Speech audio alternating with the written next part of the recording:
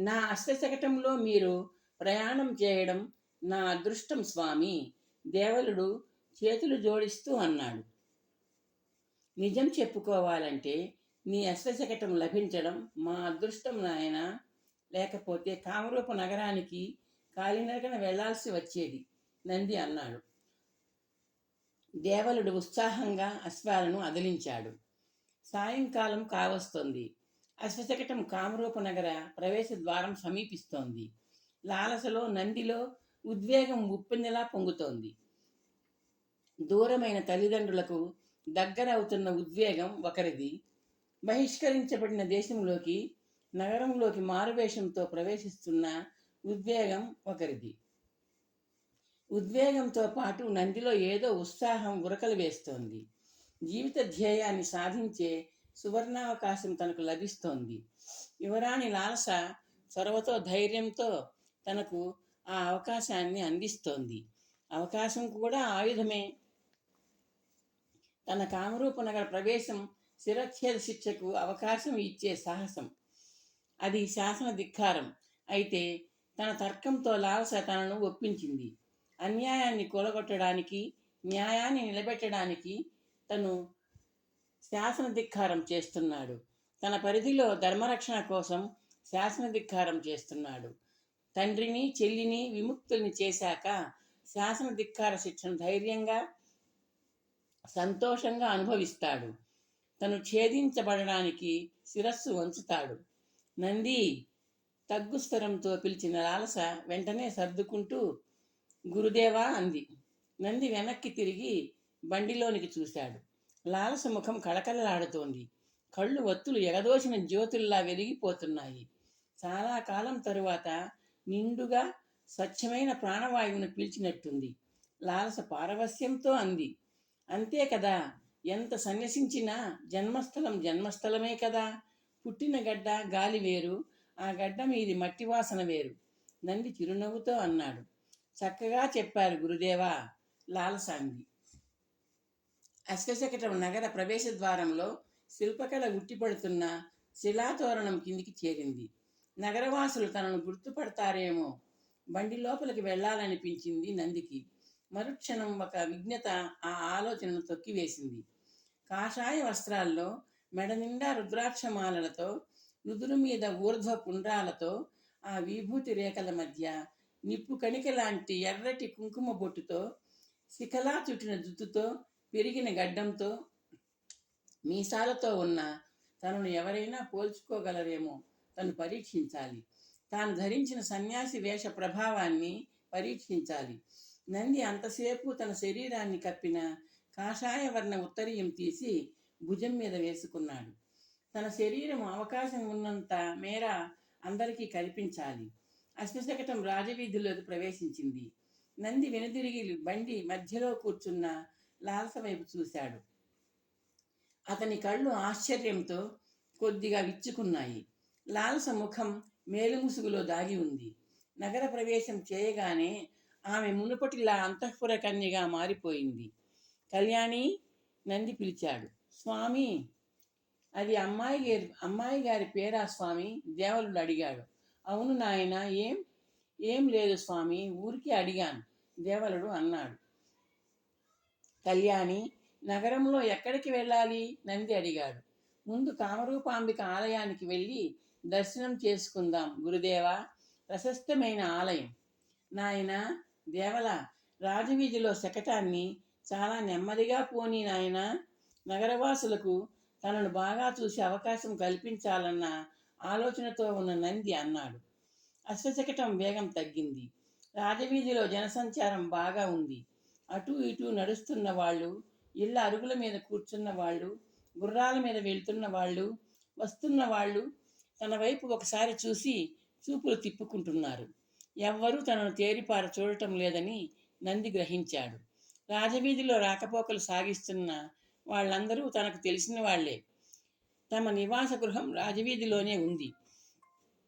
తనను చూసిన కొందరు స్త్రీలు, వృద్ధులు చేతులు జోడించి నమస్కరిస్తున్నారు. వాళ్ళ దృష్టిలో తను నంది కాదు, ఎవరో సాధుపుంగవుడు. లాలస ముందు చూపును మెచ్చుకోకుండా ఉండలేకపోయాడు నంది. తన స్వరూపం బయటపడుతుందన్న భయం ఇంక లేదు. కొద్దిగా మాట తీరు మార్చుకుంటే చాలు. రాజవీధి మధ్యలో నెమ్మదిగా వెళ్తోంది శకటం. ఇరువైపులా చూస్తున్నాడు నంది. చిన్ననాటి నుండి చూసిన గృహాలు, ముఖాలు, నందిలో ఏదో తెలియని ఆనందం తొణికిసలాడుతోంది. ఉన్నట్టుండి అతని కళ్ళు మెరిశాయి. రాజవీధిలో తమకు ఎదురుగా ఒక యువకుడు వస్తున్నాడు. ఆ యువకుడు తన ప్రాణమిత్రుడు మానితుడు. మిత్రుణ్ణి గొంతెత్తి పిలవాలన్న కోరిక బలవంతాన అడగదొక్కుతూ అతని వైపే తదేకంగా చూస్తూ ఉండిపోయాడు నంది. అది తన మారువేషానికి పరీక్ష. తన ప్రాణమిత్రుడు మానితుడికి పరీక్ష. మెల్లగా నడుస్తున్న మానితుడి దగ్గరగా వెళ్ళింది అశ్వశకటం. మానికుడు శకటం మీదున్న కాషాయ వస్త్రధారిని క్షణకాలం చూసి తన దారిన వెళ్ళసాగాడు. తన మారువేషం బాల్యమిత్రుడి కళ్ళు గప్పింది. మానితుడి కళ్ళు గప్పిన తన అవతారం అందరి కళ్ళను కప్పుతుంది. సందేహం లేదు, భయం లేదు. నంది అసంకల్పితంగా కుడివైపు చూశాడు. విశాలంగా ఉన్న ఆవరణలో ఎత్తుగా ఉన్న భవనం, తను పుట్టి పెరిగిన భవనం, సర్వ సైన్యాధ్యక్షుడైన తన తండ్రి నిర్మించిన భవనం, జన్మనిచ్చిన తల్లి నడయాడిన భవనం, చెల్లి దీపాంకుర తాను ఆడిపాడిన అందాల భవనం, తమ కుటుంబానికి శిక్ష విధించి చక్రవర్తి స్వాధీనం చేసుకుని మరెవరిదో రాజోద్యోగికి ధారాదత్తం చేసిన భవనం. చెమ్మగిల్లుతున్న నంది చూపుల నుండి భవనాన్ని దూరం చేస్తూ అశ్వశకటం ముందుకు సాగిపోయింది. కామరూపాంబిక ఆలయ మార్గం తనకు తెలుసు. అయినా తెలియనట్టు నటించాలి తను. శకటం మరికొంత దూరం రాజవీధిలో ముందుకు వెళ్ళింది. గుర్రపు డెక్కల చప్పుడు నంది తల తిప్పి చూశాడు. ఇందాక గుర్రంతో నడిచి వెళ్ళిన మానితుడు అశ్వాన్ని అధిరోహించి వస్తున్నాడు. గుర్రం మీద తన సమీపానికి వచ్చిన మానితుడిని చిరునవ్వుతో చూశాడు నంది. నాయనా, కామరూపాంబిక ఆలయానికి దారి చెప్పగలవా? మానితుడు తన గుర్రాన్ని కొద్దిగా నిలువరించాడు. ఇది రాజవీధి. కొంచెం దూరం వెళ్ళాక కుడివైపున శిలాతోరణం కనిపిస్తుంది. ఆ శిలాతోరణం కింద నుండి వెళ్ళండి స్వామి. ఆలయానికి చేరే దారి అదే. మానితుడు వివరంగా చెప్పి గుర్రం మీద వేగంగా వెళ్ళిపోయాడు. నంది తనలో తానే నవ్వుకున్నాడు.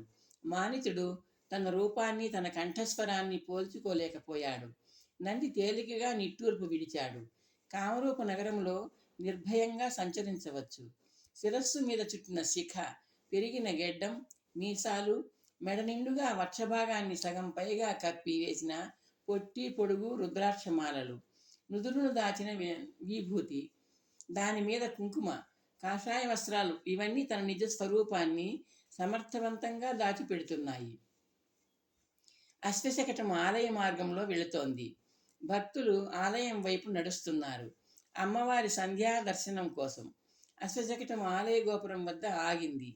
నంది అప్పటికే తన చేతిలోకి తీసుకున్న నాణేలను దేవరుడికి ఇవ్వడానికి చేయి చాచాడు. నాయనా, ఇదిగో నీ శ్రమకు, నీ అశ్వాల శ్రమకు ప్రతిఫలం అన్నాడు. దేవరుడు తీసుకోకుండా చేతులు జోడించాడు. మీరు ఆత్మబలం, గుండె బలం, కండబలం అన్నీ ఉన్న మహాసాధువులు. నన్ను దీవించండి. మీ దీవెనలే 10,000 నాకు. నంది చిన్నగా నవ్వాడు. నా దీవెనలు ఈ వరహాలలో ఉన్నాయి.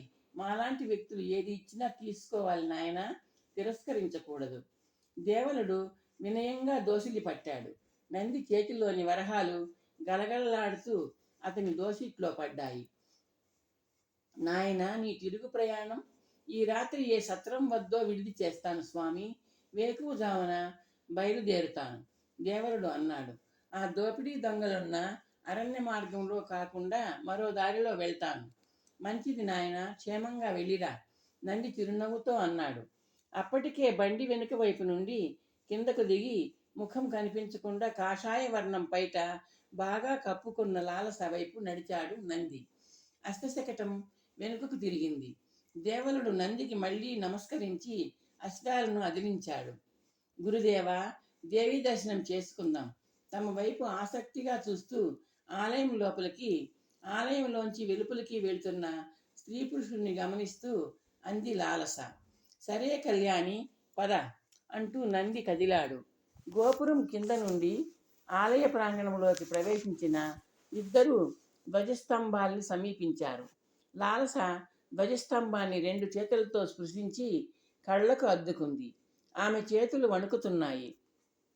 నీ చేతులు వణుకుతున్నాయి, నంది మెల్లగా అన్నాడు. సర్వస్వము వణికిపోతోంది. ఉద్వేగం. లాలస వణికే కంఠంతో అంది. ముందుకు వెళ్దాం అంటూ దారి తీసింది. ప్రధాన అర్చకుడు మంత్రపఠనం చేస్తూ భక్తులకు తీర్థం ఇస్తున్నాడు. లాలస మేలిముసుగులో నుంచే కామరూపాంబికాదేవి విగ్రహాన్ని దర్శించింది. వణుకుతున్న చేతులు జోడించి ఆ దేవతకు కృతజ్ఞతలు చెప్పుకుంది. ఆమె విశాల నేత్రాలకు అడ్డుగా ఆనంద బాష్పాలు మేలిముసుగు లోపల మరొక పల్చటి తెరను సృష్టిస్తున్నాయి. తన ప్రయత్నం ఫలించేలా చేయమని నంది కామరూపాంబికను మౌనంగా ప్రార్థించాడు. అర్చకుడు వాళ్ళ ముందుకు వచ్చాడు. నంది తీర్థం తీసుకున్నాడు. అర్చకుడు లాలస వైపు తీర్థంతో నిండిన ఉద్ధరిణిని చాపాడు. లాలస తన తలను అతని తలవైపు వాల్చింది. కాత్యాయనాచార్యుల వారు మీతో రహస్యంగా మాట్లాడాలి. నేను యువరాణి లాలసను.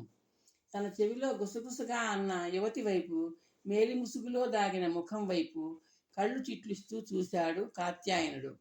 లాలస తన ముఖాన్ని కప్పిన పల్చటి మేలి ముసుగును కొద్దిగా పైకెత్తింది. కాత్యాయనుడి కళ్ళు నోరు తెరుచుకున్నాయి. ఆశ్చర్యంతో ఉద్ధరిని పట్టుకున్న అతని చెయ్యి వణికింది. ఉద్ధరిని చిన్నగా చప్పుడు చేస్తూ తీర్థం గిన్నె ఉన్న పళ్ళెంలో పడింది. అమ్మా, అందరినీ పంపించేయండి. లాలస అర్చకుడికి మాత్రమే వినిపించేలా అంది. అర్చకుడు తేరుకుని లాలసకు తీర్థం ఇచ్చాడు. మీరు సాధువులు, గర్భాలయం ముందున్న మండపంలోకి దయచేయండి.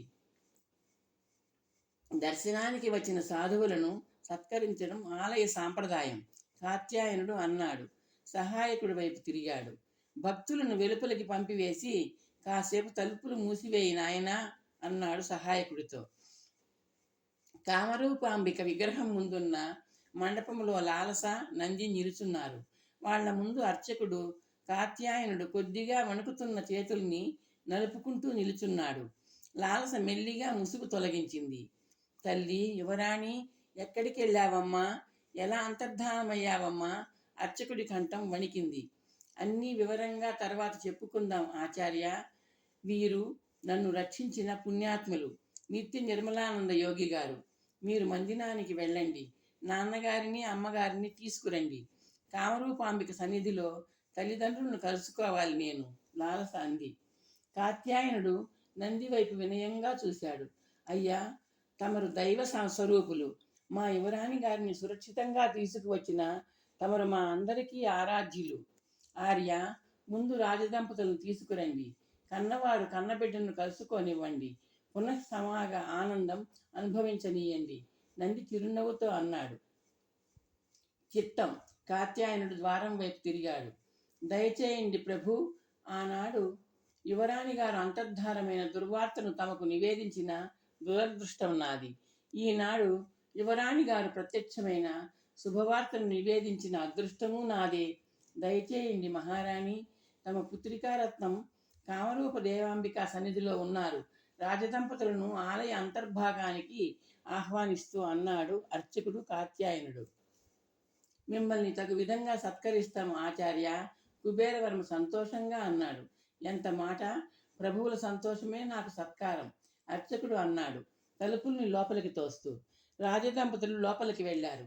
కాషాయ వస్త్రాలతో ఎదురుగా నిలుచున్న లాలసను ఉద్వేగంతో చూశారు. అమ్మా, నాన్న! లాలస వణికే కంఠంతో గద్గదికంగా అరుస్తూ వాళ్ల వైపు పరిగెత్తింది. రాజదంపతుల కళ్ళు చెమ్మగిల్లుతున్నాయి. వాళ్ల పెదవులు అదురుతున్నాయి. లాలస చేతులు ఇద్దరిని చుట్టివేశాయి. తల్లి, మహారాణి ఏడుస్తూ అంది. ఆమె చేతులు లాలసను పొదివి పట్టుకున్నాయి. మహారాజు కుబేరవర్మ కుమార్తె భుజాల చుట్టూ చేతిని వేశాడు. తన ముందు ఆవిష్కృతమవుతున్న వాత్సల్య దృశ్యాన్ని నంది చిరునవ్వుతో చూస్తూ ఉండిపోయాడు. తలుపును చేరవేసిన అర్చకుడు రాజకుటుంబం పేరిట కామరూపాంబికాదేవికి అర్చన చేస్తున్నాడు. క్షణాలు గడుస్తున్నాయి. రాజదంపతులను, లాలసను కుదిపివేసిన భావోద్వేగం నెమ్మదిగా తగ్గుముఖం పట్టింది. పోగొట్టుకున్న మహా ఐశ్వర్యాన్ని తిరిగి పొందిన ఆనందానుభూతి తల్లిదండ్రుల ముఖాలలో పుత్రిక ముఖములో నూతన కాంతిలా వెల్లివిరుస్తోంది. అర్చకుడు అమ్మవారికి కర్పూర నీరాజనం సమర్పించి హారతి పళ్ళెంలో వాళ్ల ముందుకు వచ్చాడు. రాజదంపతులు లాలస కర్పూర హారతిని కళ్ళకద్దుకున్నారు. అర్చకుడు నంది ముందుకు వెళ్ళాడు. నంది హారతి కళ్ళకు అద్దుకున్నాడు. నాన్నగారు, అమ్మ, గురుదేవులు, నిత్య నిర్మలానంద యోగి గారు, అపహరించిన దుర్మార్గుల వారి నుండి నన్ను రక్షించిన పుణ్యాత్ములు. లాలస నంది వైపు చూస్తూ పరిచయం చేసింది. మహారాజు కుబేరవర్మ, మహారాణి మహిమాదేవి నంది ముందుకు వెళ్ళి నమస్కరించబోయారు. ఆగండి మహారాజా, నంది వారిస్తూ అన్నాడు. రాజదంపతులు ప్రశ్నార్థకంగా చూశారు. క్షమించాలి, ఇది దేవత సన్నిధానం. ఆలయంలో అధిష్టాన దేవతకు, అధిష్టాన దైవానికి మాత్రమే నమస్కరించాలి. మానవులు ఎంత పెద్దవారైనా వారే సరే ఆలయంలో నమస్కరించరాదు, అర్చకులకు కూడా. అందుకే వారించాను. నంది వివరించాడు. మాకు పుత్రికా భిక్ష పెట్టారు. మీలో ఆ దైవాన్ని చూశాను, అందుకే నమస్కరించబోయాను, కుబేరవర్మ వినయంగా అన్నాడు. అవును స్వామి, గతించిపోయిందనుకున్న మా కన్నబిడ్డను మా కళ్ళ ముందు నిలిపారు. మాకు మీరే దైవస్వరూపులు, మహారాణి అంది. ఆర్య, మీరు మా మందిరానికి దయచేయాలి, కుబేరవర్మ ఆహ్వానిస్తూ అన్నాడు. అవును, అక్కడ మా అభివాదాలను అర్చనలను స్వీకరించాలి, మహారాణి అంది. అమ్మ, గురుదేవులు మన అతిథిగా ఉండాలి, లాలస అంది. అంతకంటేనా, కుబేరవర్మ అన్నాడు.